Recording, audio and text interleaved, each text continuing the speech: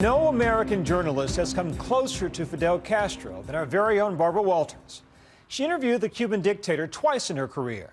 I sat down with her to talk about her times with Castro and what it took to get that first iconic interview.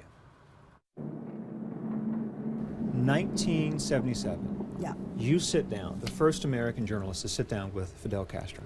She had a beautiful female translator named Juanita who was with him at all times. And he talked and talked and talked. For hours, this interview? For hours. This was the get of all gets, right? One of the most important figures on earth to talk to. How'd you get it? I had gone to Cuba when I was working for another network and met him very briefly. I went with a whole bunch of reporters and said to him then, would you do an interview? It took us many years to actually get it. For a man who likes to talk, he does very few interviews. When he finally sat down, it was, for me, memorable, and to a large degree because we crossed the Bay of Pigs together. Is it true that we are the first Americans to cross the Bay of Pigs in 16 years? As I remember, it's the first time. What was your sense of the man? Your feeling is that he's much bigger than he actually is, that he's a big bear of a man. He was always in uniform.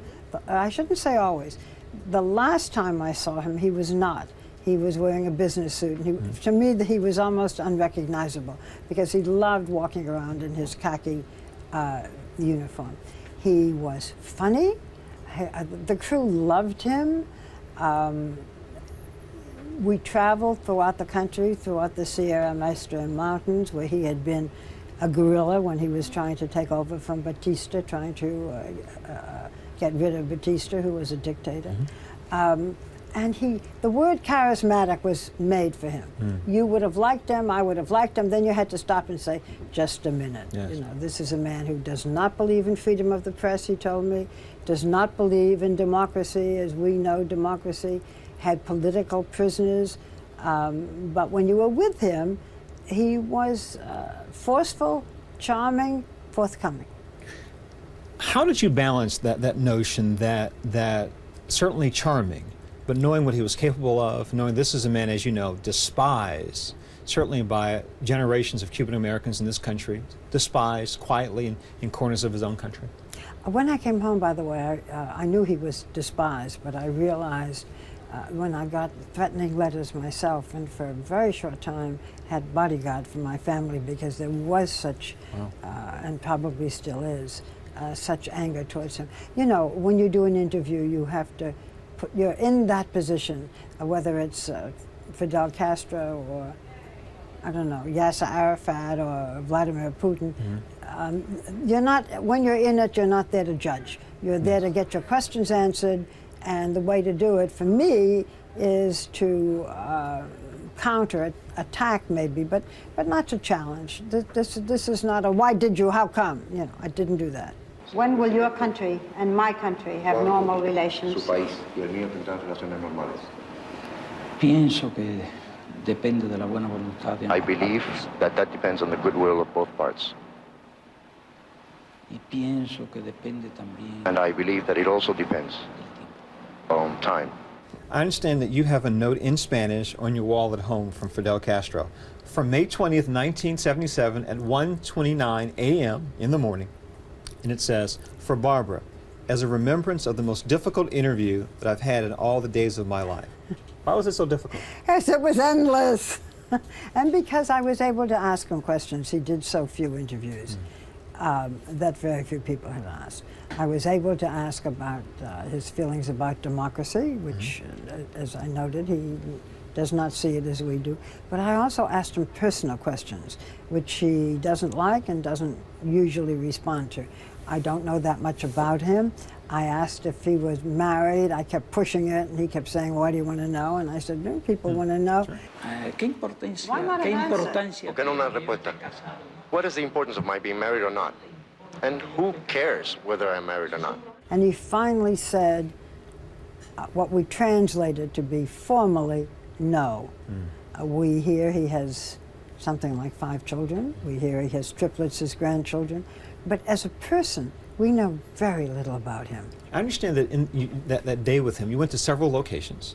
Well, what we did mostly was travel through the mountains, through the Sierra Maestra mountains with him as he drove his own Jeep. I sat next to him with his gun in my lap. Why did he need his gun in my lap? Why am I asking that now? And hard candies, because he would stop along the way to children and he would give them hard candies. He did not like the personification. There are no pictures of Castro as you go along the way. You know, it's not. There are not the way it is, for example, when I went to Beijing and you saw pictures of Mao. I'm going back a few years. Saddam Hussein and Saddam Hussein. You do not see this. He does not. He did not want it to be one man, but obviously everybody knew who he was. Is that modesty? Because the perception of him is big ego. I think it was part of the whole business about this is for the country, this is not the man. But, you know, he just, I never said to him, how come there are no pictures, but it was not in his personality. So you do this long interview with Fidel Castro, and I read where he wanted to be paid?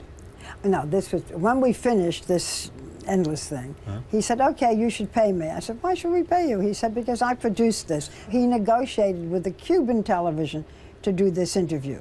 At first they wanted a great deal of money. Castro himself brought them down to size and stuff. So he said, you should pay me. We said, we're not going to pay you as a producer. He said, well, then you should pay me, you know, as an interviewer. I said, you're not that good. I mean, you could do this with him, you know. And finally we said, well, we'll pay you as a driver. And we gave him $5 and we all signed it. It was a strange trip because there was this good humor, and afterwards he took us inside and made us grilled cheese sandwiches. And by the way, the next time I saw him, which was here in this country when he was visiting, he grilled lobsters for us. So I mean, there was this strange kind of, you know, good-natured, and yet we have to say to ourselves, this was a man who was our enemy up until, you know, this minute.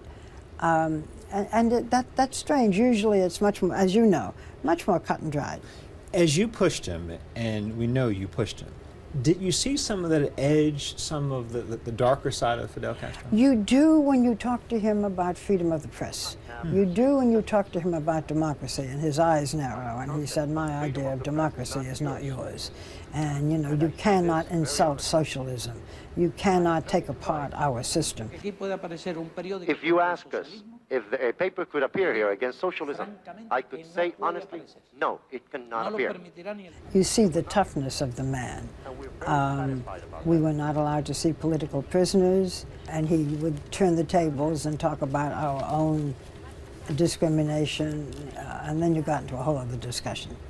You talked to him, interviewed him a second time in 2002, nearly 30 years later. How had he changed? Well, first of all, he wasn't wearing a uniform. And I said to him, in all these years, I've gotten blonder and you've gotten grayer.